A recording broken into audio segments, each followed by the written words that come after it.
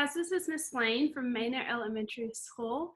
I just want to start off by saying how proud I am of everybody in our school system and how hard we've been working during this time and just truly owning our learning and wanting to grow as learners and student learners. So I am very proud of you, and I just hope that we can continue to grow and have that curious mind and want to learn during the summertime. So to get us going, we're going to be talking about representing addition and subtraction problems in our second grade math packet today. So to get our brain juices flowing and to get our mental math, those quick, just solving a problem in our head, started, we're going to do a quick warm up. All right, I want you to think about the number 13. All right, and this is going to be the true or false question. So with the number 13, and we're thinking about the number 13, if you add 10 more to this number, it will be an even number. Is this going to be true or is it going to be false? If you add 10 more to this number, it will be an even number. Is it going to be true or is it going to be false? I'll give you some time to think.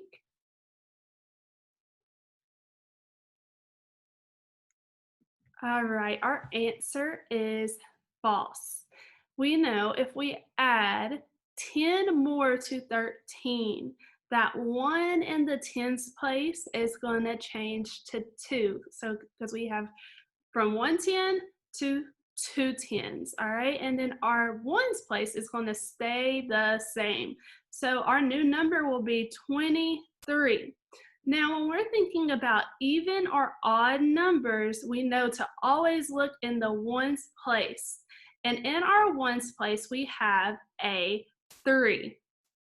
That 3 we know is an odd number. It's not an even group, it's an odd number. So the 3 is going to make 23 an odd number. So our answer is going to be false. So our focus today, our objective is we are learning to make sense of word problems and use different models to represent and solve the equation, okay? We are making sense of word problems. We're taking all the information that we get from that word problem and we're using it to come up with a model and an equation to make it easier on us to solve that word problem. So let's get started. We're going to start with some vocabulary. The word equation is something that we will hear throughout math from elementary school all the way to high school. An equation. An equation is a mathematical sentence that uses an equal sign to show that two expressions have the same value. So that equal sign acts as like a balance. It keeps everything on this one side is going to be the same on the other side, okay? So an equation usually involves an addition, subtraction, division, multiplication, all of those operations, okay? So I have an example for us as an addition problem at the bottom.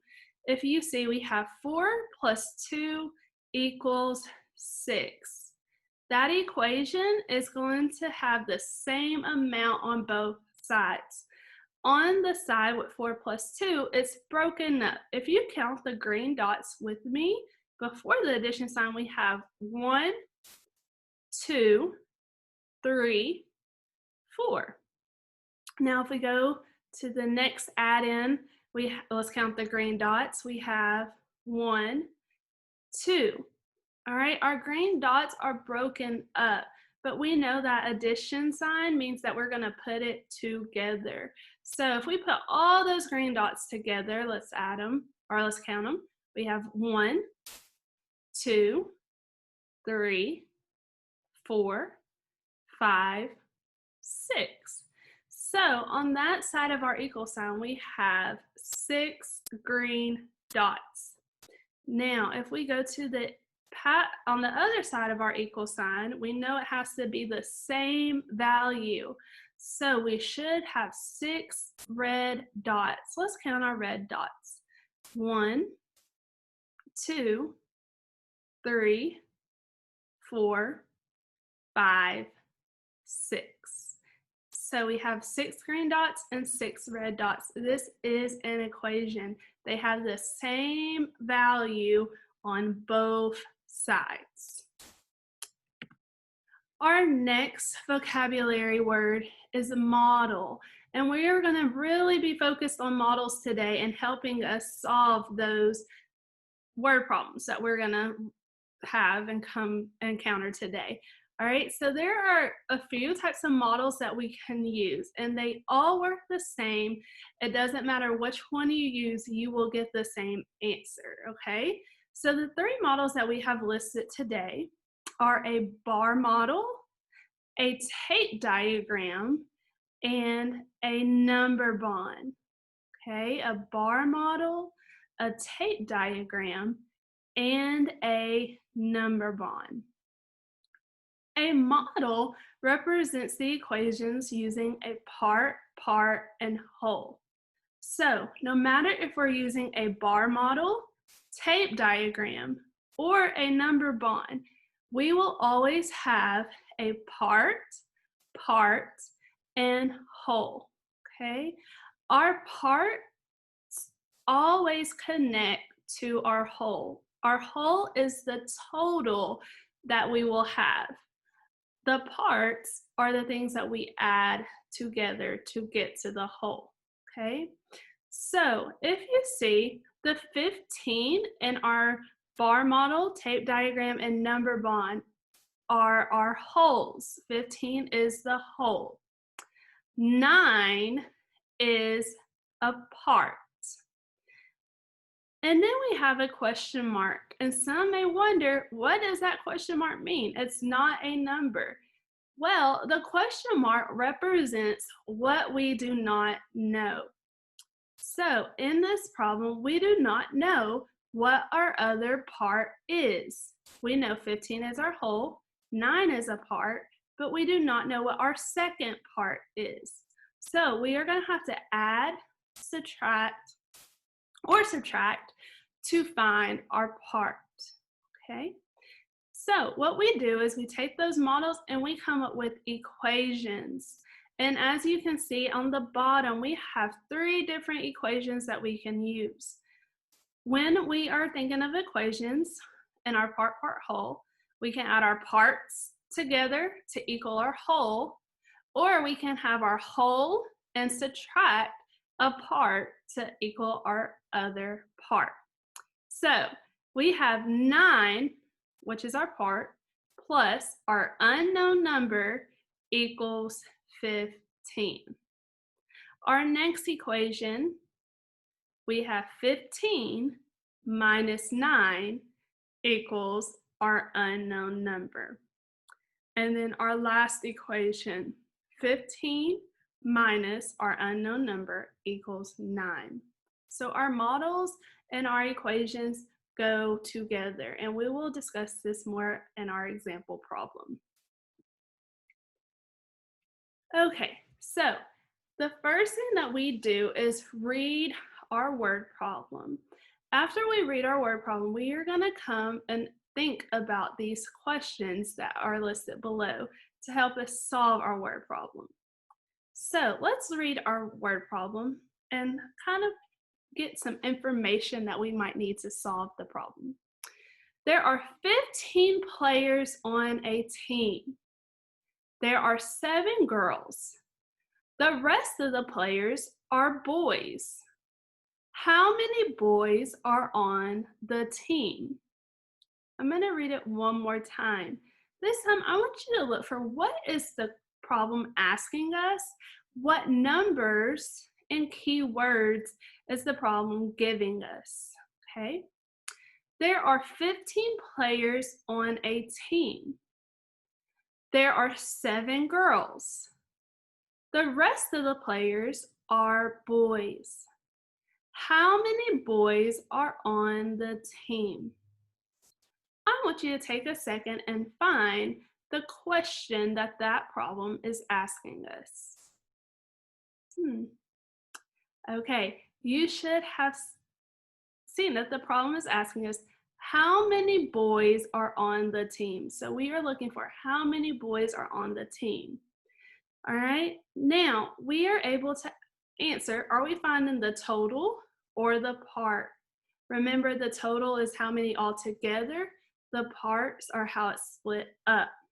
So when we think about our model, 15 players on the team, the total is the team, and the parts are gonna be the girls and the boys.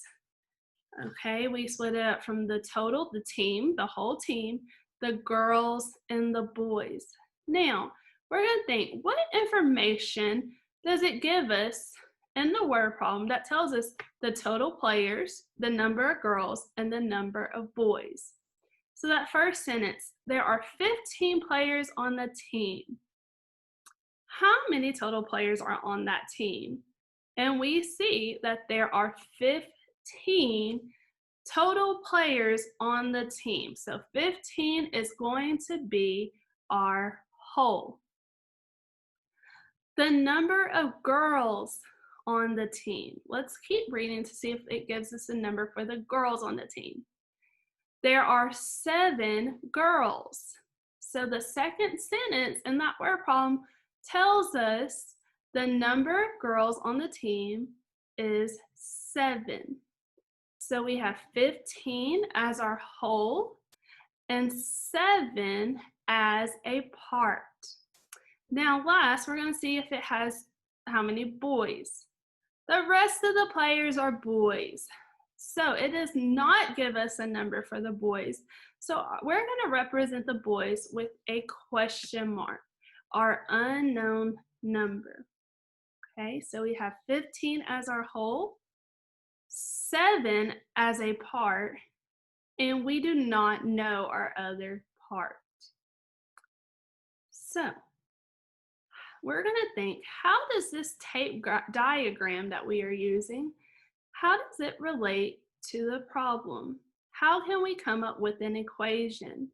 All right, so sometimes to help us come up with an equation, we can have our tape diagram and we can also have a picture.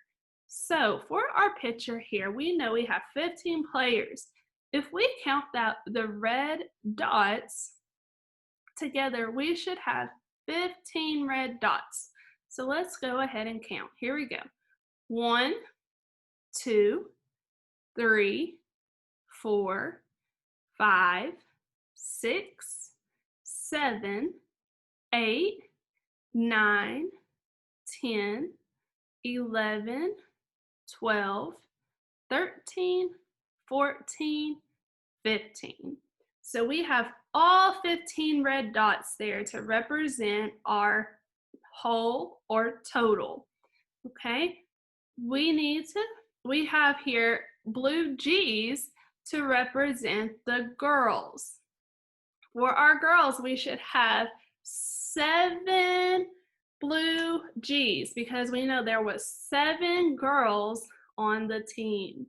So if we count out our blue G's, let's count them together. Here we go. 1, 2, 3, 4, 5, 6, 7. So we have 7 blue G's, which is our part.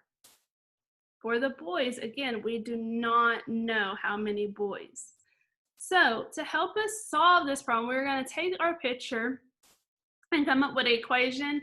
And if we need to use our picture to solve the equation, we can as well. All right, so our equation here, we have 15, that's our whole, minus, and we're going to do minus the part that we know. When we're subtracting, we always start with our whole and subtract a part. All right, you can subtract the part that you don't know to equal 7, or you can subtract the part that you do know. Remember in math, there's always multiple ways that you can solve. What we choose to do today is to take our whole and subtract the part that we do know, which is 7. So we have 15 minus 7. If I have 15 and I subtract 7, and you can use the picture that's given to you above, and if you want to subtract 7 of those red dots, think to yourself, what would you be left with? What would you be left with if you had 15 minus 7? Okay, so 15 minus 7, you're right, you should have gotten 8.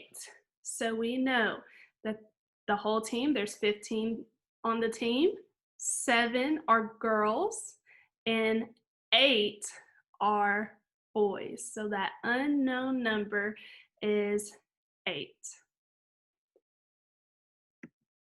Okay, good job. So we're moving on to our next problem. And this problem is actually an example in your packet. So you can flip to your packet, look at this example as we go through it, or you can continue on a blank sheet of paper solving as we go through it on your own.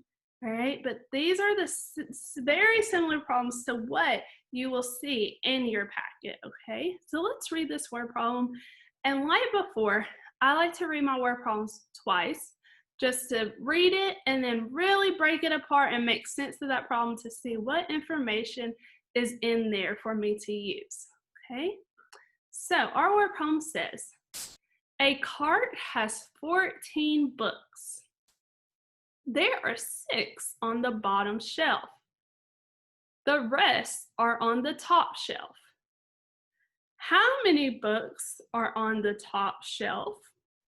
So I'm going to give you some time before I read it again to come up with the question that's in the problem and to think of the information that it gives us.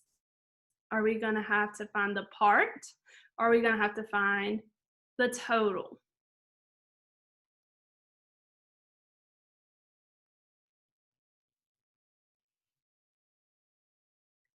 Okay, let's read it again. A cart has 14 books. There are 6 on the bottom shelf. The rest are on the top shelf. How many books are on the top shelf? Yes, so that question at the very end is what we are trying to look for with this word problem. How many books are on the top shelf? So if we think about our model, and as you can see, we have our tape diagram there again. Do we know our total? Yes, we know our total. The total is how many books there are all together. And we know there are 14 books all together. Now, the next thing that we're looking for is the part. What is the other part that we know in this word problem? What is that other part? 6. 6 is our other part. We know there are 6 on the bottom shelf. So we have 14 books in all. We have 6 on the bottom shelf. And then it says the rest are on the top shelf. So it does not give us a number for the top shelf. So we are going to use a question mark for the unknown.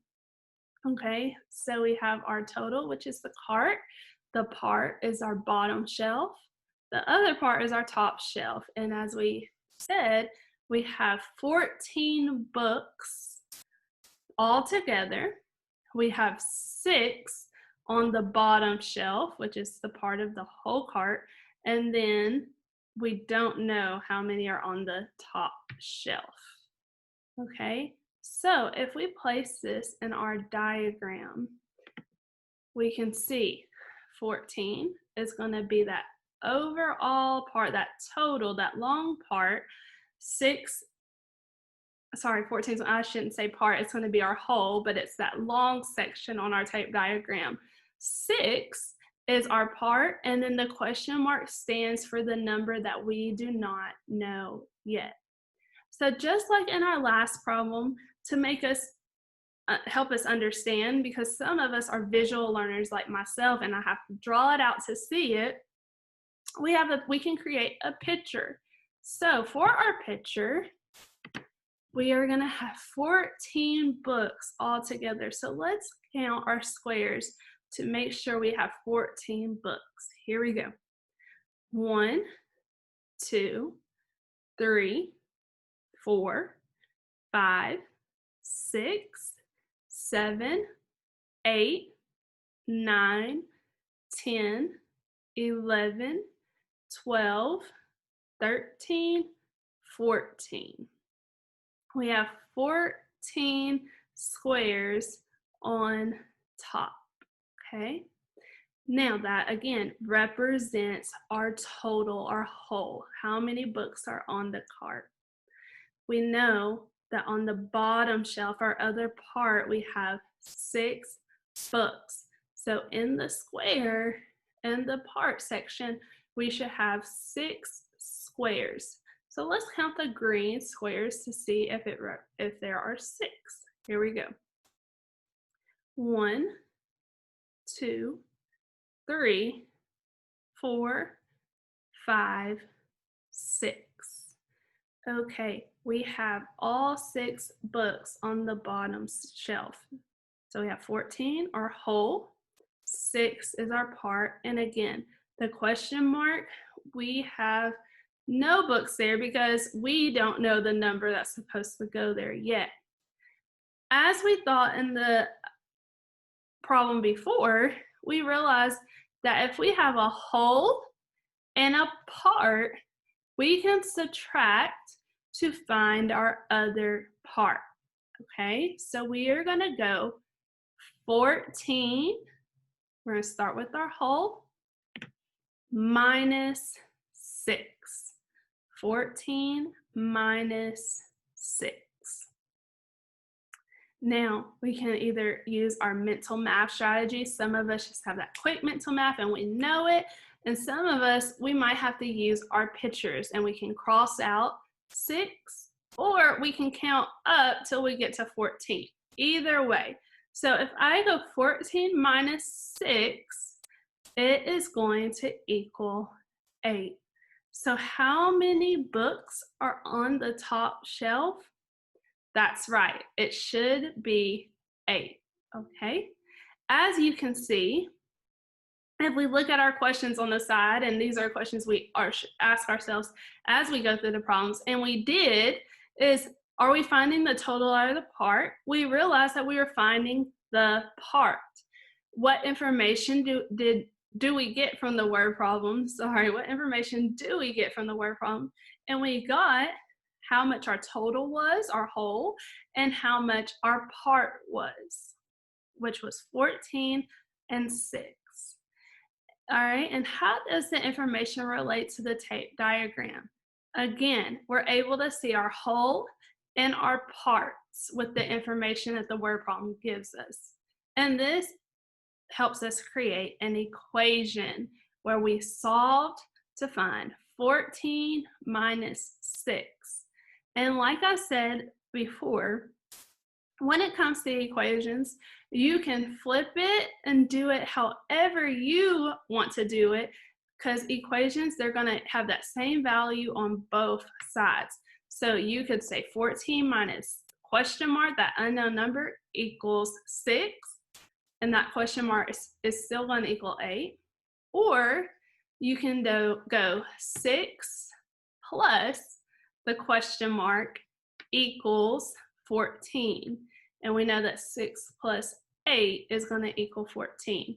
So no matter how you want to do it, you are able to do it in that way. We just chose today to do a whole minus the part.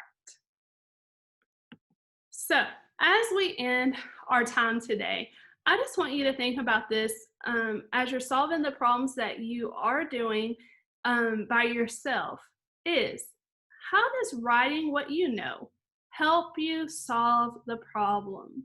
So today we wrote down what we knew in our diagram by using our tape diagram, and we drew a picture. How did that help us get to the answer? How did we get to the answer by using a tape diagram and a picture? And remember to write down that information that you know. This helps us to not get confused and make sure that we are looking for the right number, the right unknown number.